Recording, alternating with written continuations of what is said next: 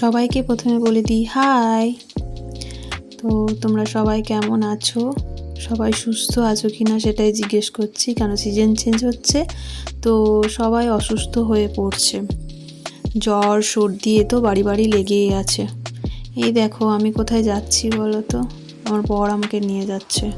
তো আজকে সানডে, তো সানডেতে বেরিয়ে পড়েছি, দেখতেই পাচ্ছ ব্যাক ক্যামেরায় নিজেকে দেখিয়ে ফেললাম। তো ঘুরতে যাচ্ছি না, আসলে বাবুর জন্যে, মানে আমার ছোট ছেলে গৌরবের জন্য ওর বাবা এক জোড়া জুতো নিয়ে এসেছিল, কিন্তু জুতোটা মাপে পুরো একদম সেম সেম, মানে মজা পড়লে জুতোটা আর হবে না, ওই জন্য জুতোটা চেঞ্জ করতে যাচ্ছি। তো প্রথমে বলল যে নিজেই যাবে, কিন্তু পরে বলল না তুমি পছন্দ করে নিয়ে নেবে, আবার নিয়ে এসে বারবার ফেরত দিতে পারবো না, তুমি চলো সঙ্গে গিয়ে। তো বাড়িতে সমস্ত কিছু কাজ টাজ করে রান্না বান্না কমপ্লিট করে ছেলেদের চান টান করিয়ে তারপর ওদের খেলতে দিলাম, যে তোরা দুজনে থাক খেলা কর, আর আমি যাব আর আসবো, বেশিক্ষণ সময় লাগবে না। তো ওই জন্য চলে গেছি। আমার আসলে কোথাও যেতে অতটা ভালো লাগে না। এই দেখো তেল শেষ হয়ে গেছে, এই জন্য তেল নেওয়ার জন্য পেট্রোল পাম্পে চলে এসেছি। আর পেট্রোল পাম্পে বেশি ভিড়ও নেই, এই প্রথমে একজন গেল, তারপর একজন, আমাদেরটা হলেই হয়ে যাবে, পিছনে আর কেউ নেই, দেখতেই পাচ্ছ পুরো ফাঁকা, নাহলে অন্য সময় অনেক ভিড় থাকে। এই দেখো চলে এসেছি আমরা সিটি সেন্টার, জায়গাটা সবাই নিশ্চয়ই চিনতেই পারছ। তো বেরিয়ে পড়েছি।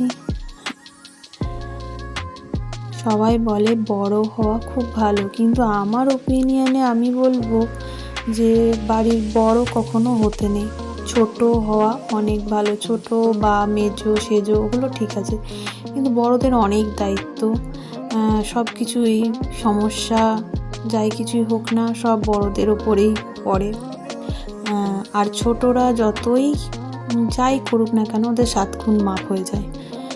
আর বড় যদি কোনো দিন কোনো কিছু একটু উচিত কথা তো বলা চলেই না বড়দের, মানে উচিত কথা বললে বড়রা খুব দোষী হয়ে যায়, এটা তোমরা জানো তো। ওই জন্য উচিত কথা বলা বারণ, সব থেকে ভালো মুখটা বন্ধ রাখা।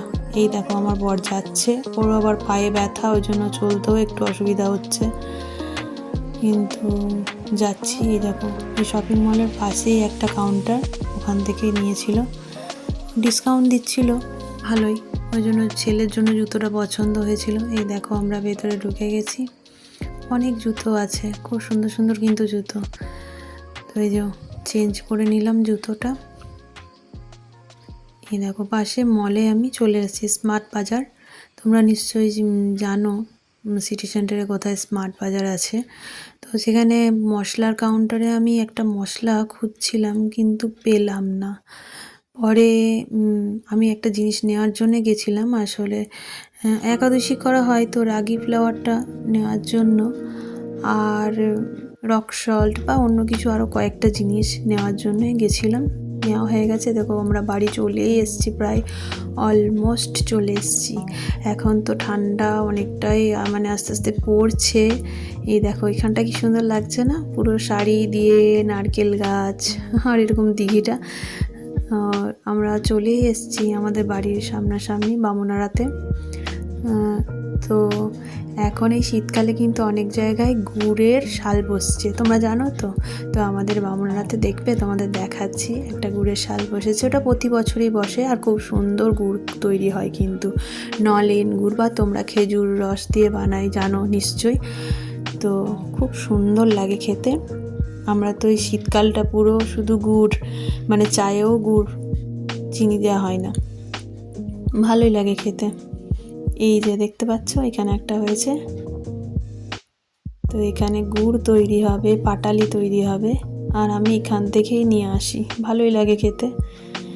এই দেখো জগদ্ধাত্রী পুজো হয়েছিল আমাদের বামুনারাই, তোমরা নিশ্চয়ই অনেকেই জানো। তো আমি তো একদিনও দেখতেও যেতে পারিনি, কিচ্ছু না, আমাদের বাড়ির সামনে, কিন্তু তবু যেতে পারিনি। এই দেখো বিরাট বড় প্যান্ডেল হয়েছিল, এখন বাঁশগুলো খোলা হচ্ছে। আর বাড়ির কাছাকাছি চলে এসেছি, বাড়িতে এসে অনেক কাজ, আগেই তো খেতে দিতে হবে সবাইকে, তো একদম সাজিয়ে গুছিয়ে বরকে খেতে দিয়ে দিলাম। পুরো ভেজ থালি দেখতেই পাচ্ছ। বাই।